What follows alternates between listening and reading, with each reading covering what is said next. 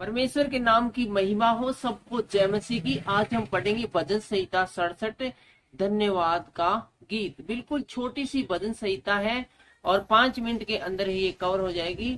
पूरे ध्यान के साथ परमेश्वर की स्तुति आराधना के इस भजन को सुनिए। तो आइए शुरू करते हैं भजन संहिता 67 धन्यवाद का गीत। परमेश्वर हम पर अनुग्रह करे और हमको आशीष दे। धन्यवाद के भजन के अंदर शुरुआत में कहा गया परमेश्वर हम पे अनुग्रह करे और आशीर्वाद दे। यदि हमें परमेश्वर का आशीर्वाद चाहिए तो हमारे लिए बहुत जरूरी है कि परमेश्वर पहले हम पर अनुग्रह करे, दया करे। दया आती है उसके बाद ही आशीर्वाद आता है।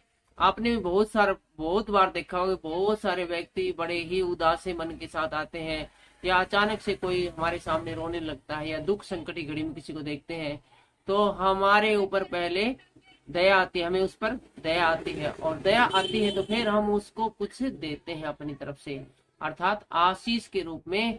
कोई भी उसकी जरूरत का अनुसार जो भी उसको चाहिए वो उसको देते हैं और वह हम पर अपने मुख का प्रकाश चमकाए। जब परमेश्वर के मुख का प्रकाश किसी के ऊपर चमकता है ना तो फिर उस आदमी के सभी संकट, सभी पीड़ाएं, सभी दुख दर्द उसको छोड़कर भाग जाते हैं। इसलिए बहुत जरूरी है कि हम लोगों के ऊपर भी परमेश्वर के मुख का प्रकाश चमके, ग्लो चमके। आजकल आपने फेयर हैंडसम क्रीम बहुत देखी होगी ना, जो जिससे कि ग्लो पैदा होता है। लो एज में, कम उम्र में ऑटोमेटिक प्राकृतिक रूप से ग्लो बहुत ज्यादा होता है चेहरे के ऊपर, लेकिन जैसे जैसे उम्र बीती जाती है ग्लो कम होता जाता है। लेकिन परमेश्वर के मुख का जो ग्लो है वो कभी खत्म नहीं होता, वो चमकता है। जिस प्रकार की मूसा जब परमेश्वर से भेंट कर कर वापिस आया था तो उसके मुख से चिंगारियां निकल रही थी और वो इतनी तेज थी, इतनी प्रकाश में थे कि लोग उसको देख भी नहीं पाते थे और मूसा को अपने मुंह को ढकना पड़ता था। चुन्नी एक अपने मुंह के ऊपर डालनी पड़ती थी। चलिए आइए दूसरी आयत देखते हैं। जिससे तेरी गति पृथ्वी पर और तेरा किया उद्धार सारी जातियों में जाना जाए। और हे परमेश्वर, देश देश के लोग तेरा धन्यवाद करें। देश देश के लोग तेरा धन्यवाद करें। देश देश के सब लोग तेरा धन्यवाद करें। देश देश के लोगों को धन्यवाद करना है, सारे देशों को, और सब लोगों को धन्यवाद कर, सबको, कोई भी एज का, धर्म का, जाति का, काले गोरे का कोई भेदभाव नहीं, सबको। बार बार भजन संहिता के अंदर एक बात कही गई है, सबको परमेश्वर का धन्यवाद करना है। राज्य राज्य के लोग आनंद करें और जय जयकार करें।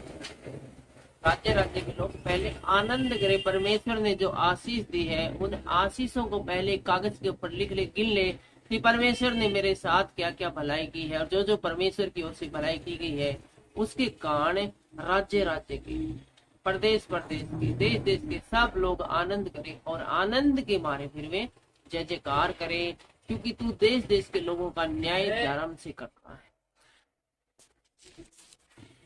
और जैसा हम देख रहे थे चौथी आयत में आगे लिखा हुआ है, क्योंकि तू देश देश के लोगों का न्याय धर्म से करेगा। धर्म से मतलब बिल्कुल सही सही करेगा, कोई किसी प्रकार का भेदभाव अंतर नहीं करेगा और पृथ्वी के राज्य राज्य के लोगों की अगुवाई करेगा, उनका अगुवा बनेगा, उनके लिए मॉडल बनेगा। जिस प्रकार की यीशु मसीह है वो समस्त पृथ्वी के लोगों के लिए मॉडल बना है। प्रभु यीशु मसीह कहते हैं नया नियम के अंदर, तुम मुझसे सीखो, मेरी लाइफस्टाइल को देखकर सीखो जीना किसे कहते हैं। हमें किस प्रकार का जीवन यापन करना है ताकि हम जीवन में प्रवेश कर सके, उस स्वर्ग में प्रवेश कर सके, उस नए देश में, उस नई दुनिया में प्रवेश कर सके जो कि प्रभु यीशु मसीह ने हमारे लिए बनाई है। और 5वीं आयत कहती है, हे परमेश्वर, देश देश के लोग तेरा धन्यवाद करें। देश देश के सब लोग तेरा धन्यवाद, सबको धन्यवाद करना है। भूमि ने अपनी उपज दी, परमेश्वर जो हमारा परमेश्वर उसने हमको आशीष दी है। और जब हमें भूमि है उपज देती है तो इसका मतलब है कि प्रभु ने हमें आशीष दी है।